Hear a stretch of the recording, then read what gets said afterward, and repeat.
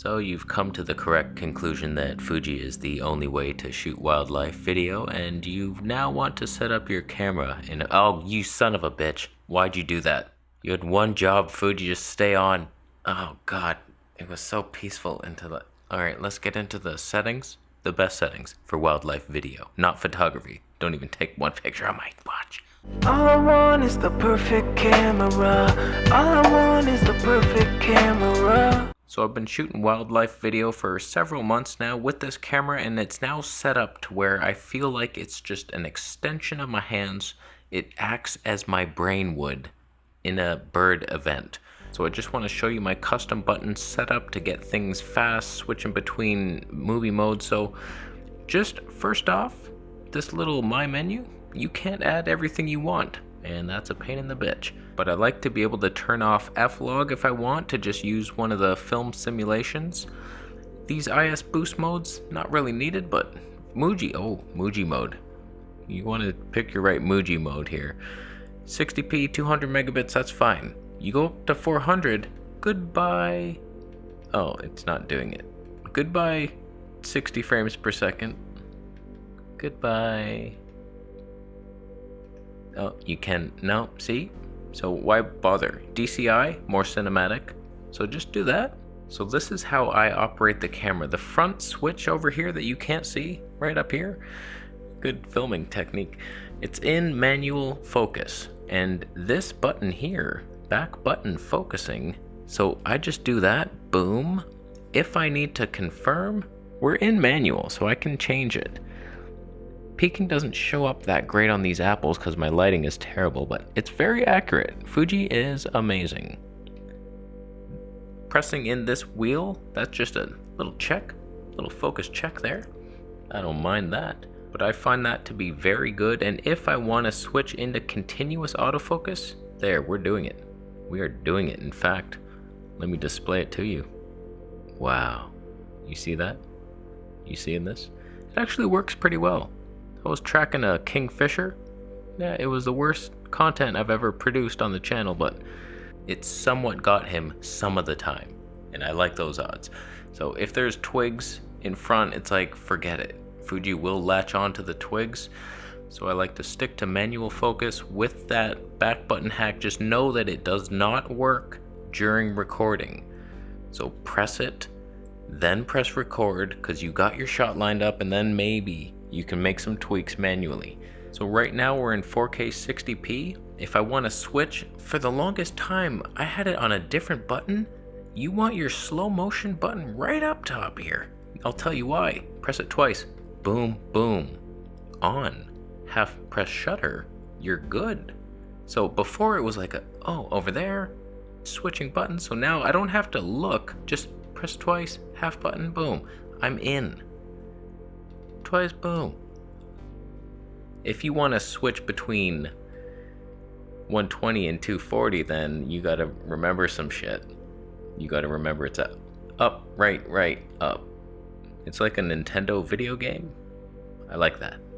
No, I don't, Fuji. Bottom, what do we have here? Nothing? No, but you can't use it when in that mode. But trust me, it's something. Digital stabilization. Sometimes it helps. In 4K 60p, boom. Just a little crop, extra crop, and slightly more stable. Is it amazing? Probably not. Probably not. And the front button here that you also can't see, digital boost of the stabe. Little stabe boost. You can tweak that while recording, by the way. So if you have a stationary shot and you want it just a little bit smoother, boom. Oh, I turned it off. Boom. And then it's like a tripod, somewhat. Just remember, so digital off, boost on, boost and digital. They do different things. Don't even pretend you could explain it. Now my left button is film sims, so obviously you would have to turn the F-Log off to even access that. Boom, we're in vivid. So I just like to, I don't even know what I like. Which one? Eterna. The cinema's yours. Right button is white balance. I don't change much. Usually I'm just in auto with ambience priority, so it makes it a nice warm glow. If you were a professional, you would know what you're doing. You'd go, oh yeah, dude, what the hell? No, don't do this. I don't... Let me leave. Let me leave, Fuji. I thought it was the Calvin one.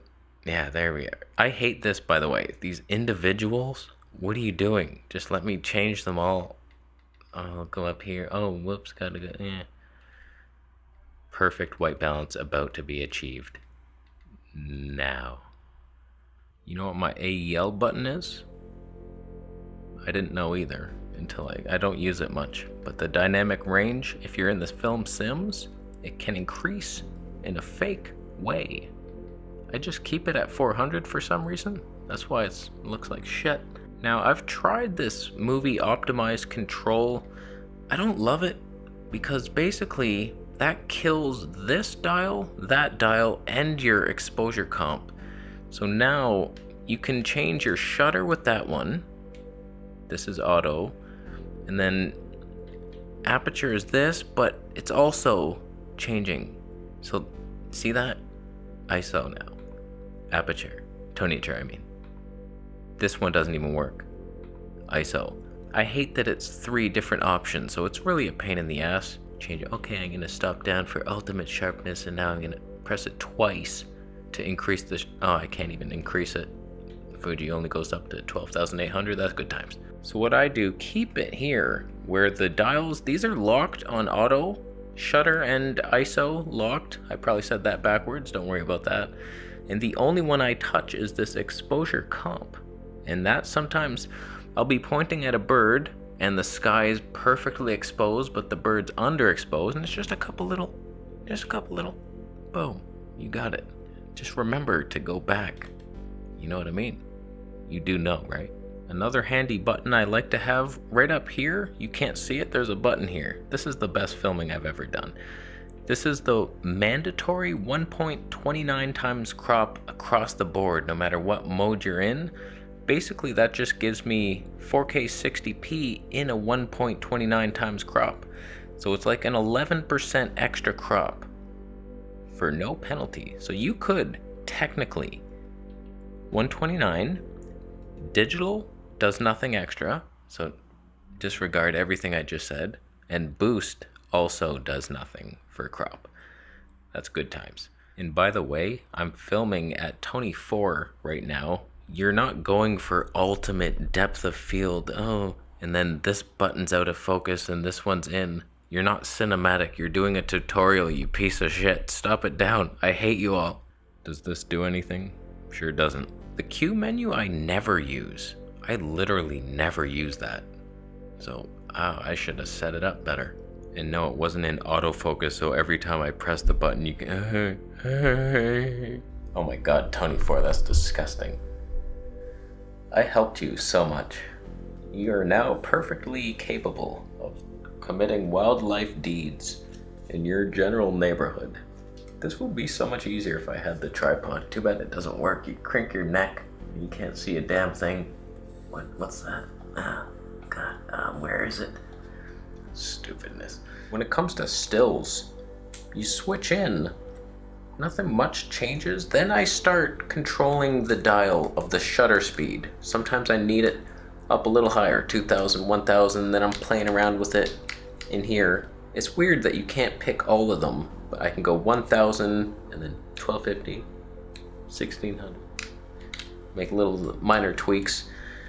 And like all the custom buttons, I said that so smoothly. Custom buttons, they change. I mean, they don't change for video. So my slow-mo buttons, boom, they do nothing. Digital stab does nothing. So I don't even worry about it.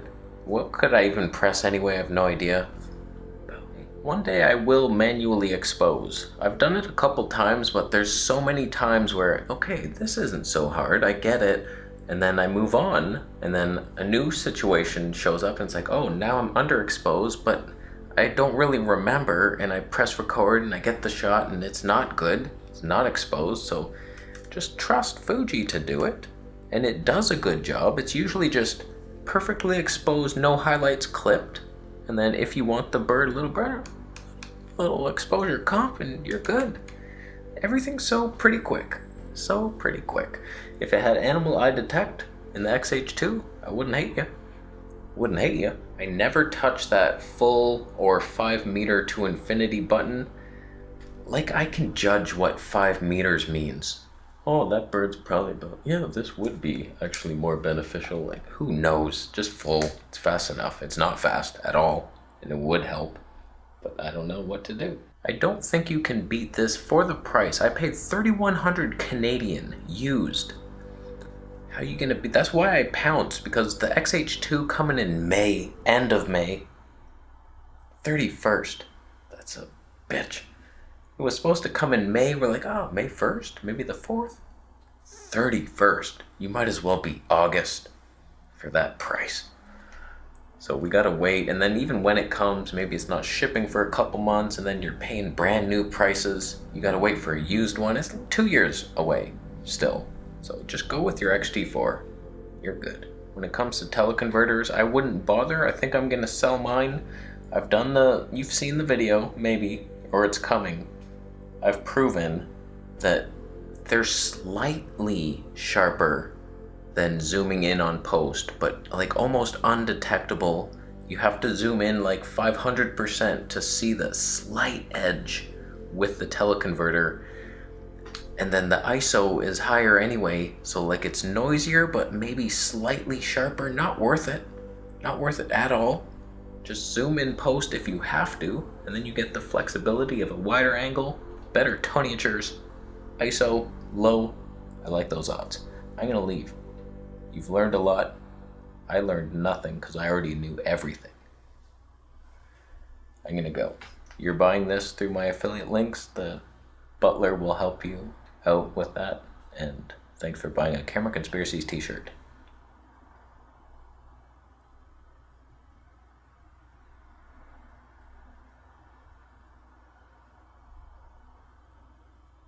If Sony still sees my eye, I like it. Will it pick up my left eye now? Probably not. Like it mattered. I'm gonna go.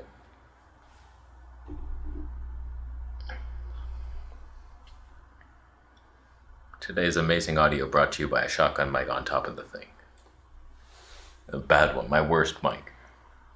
It's not tinny. You're tinny. Your mom's house was tinny when I visited last.